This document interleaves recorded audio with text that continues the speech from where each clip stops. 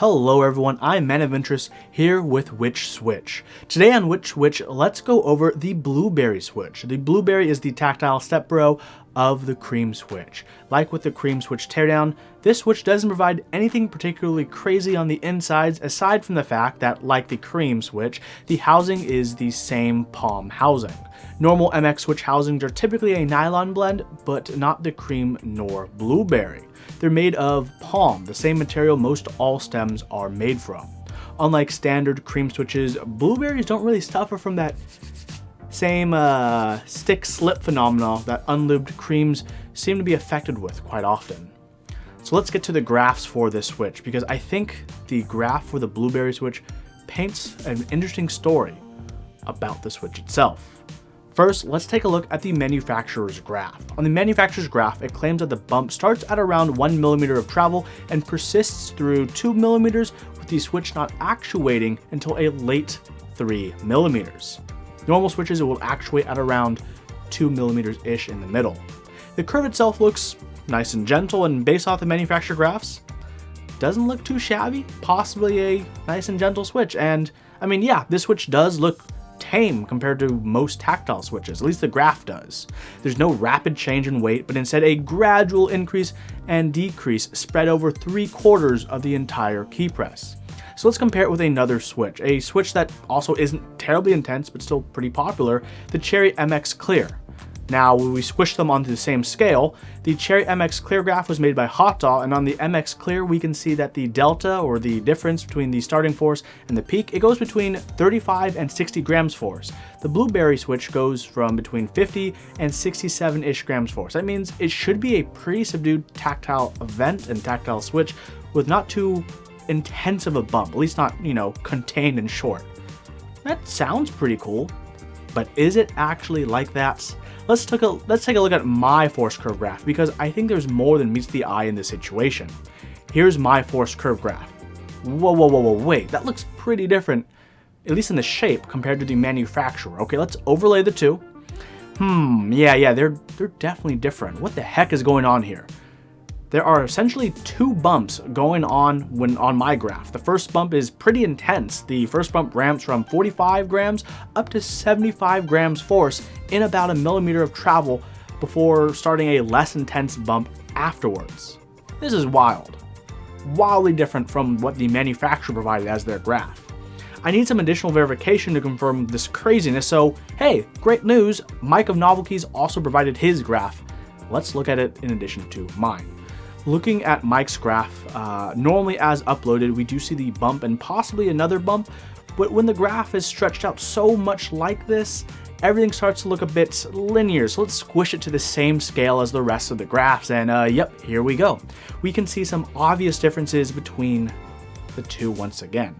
Two bumps with a leading bump versus a gradual, prolonged one that the manufacturer provided.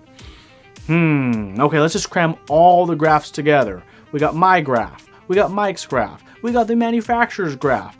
And yeah, there's definitely some discrepancies. Even between Mike and my own graphs, there are some discrepancies in terms of the weighting, but in terms of the shape, I don't think we're too far off.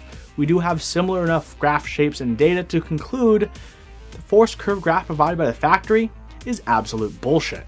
I asked Mike of Novelkeys if the manufacturer will be making any revisions to the switches such that they will be matching their own force curve graph. He confirmed that they would not be doing such a thing, and the Blueberries are coming out of the switch as they should be, which in my mind is screaming out that don't look at the manufacturer force curve graph, it's a lie, or it's wrong.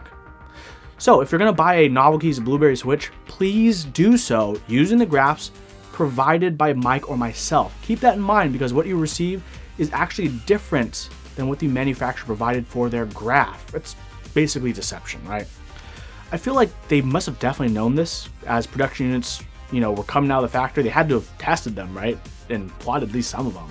The force isn't even similar to the peak forces. The only thing that is somewhat similar is the valley happening at around 2.75 to 3 millimeters, which also corresponds to where the actuation actually is. Ultimately, the Blueberry switch demonstrates why it's great that we have sources other than the factory that can test the switches and verify what is happening, and it's great that Mike, who sells them, is also willing to provide his own data. So, to sum up the data for y'all, The peak force is at approximately or right before 1 millimeters at 75 to 80 grams force. There are 2 bumps in the tactile switch, with the second one being the indicator or for the actuation. Now that we have all of that out of the way, all that technical mumbo jumbo and numbers and graphs, what do I think of the Blueberry switch? I guess let's start with the feel, since we've been talking about the feel of the graphs and the curves. Well, the fact that most of the increase in force of the first bump isn't until about 0.5 millimeters, the beginning of the press, it kind of eases you in before you just this kind of larger bump. That's not too crazy, but it's there. Once you clear that bump, you may feel the second bump. If you type with reckless abandon, you won't feel it. But if you type with a sense of deliberate action, you will notice it. If you do notice it, it's honestly hard to say if it'll bother you, since it may come down to personal preferences. Some may like that little secondary reminder, hey, here's the actuation force, and some may think of it as something in the switch in the way. An annoyance for some, or a tactile reminder for others. So how about that 3 millimeter-ish travel before actuation? I think overall these days most people are typing and bottoming out, so it's probably not a big deal for a lot of people. But if you're someone who deliberately floats on every keycap, you're going to notice that. Or if you type where you don't bottom out, you're definitely going to notice that. I think this may be a non-issue, but keep in mind it may be an issue for you. Next, sound. Sound is actually a bit tricky with the switch, at least for me, and I do have one board built up with the switch, but it sounds extremely peculiar and not my favorite. It's a TX60 that I built with blueberries on a brass plate, making it a sandwich mounted board, and it's the stock TX60 plate, so Swiss cheese palooza underneath there. I do have a sorbethane sheet underneath to see what I could do about the sound, and that's about it. The switches are lubed with 3204 on the bass, 3203 on the stems. I think in the future I might switch towards a 205 grade 0 I think it would be a bit better.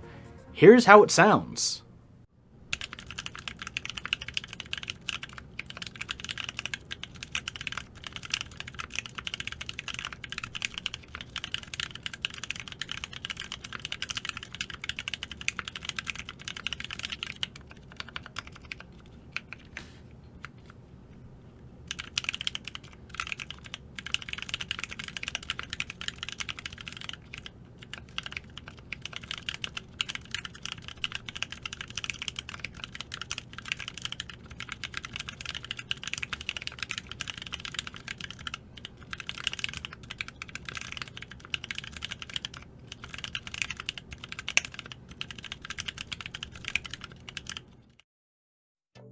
So, in conclusion, blueberries, they aren't a Holy Panda or Zelios V2 alternative.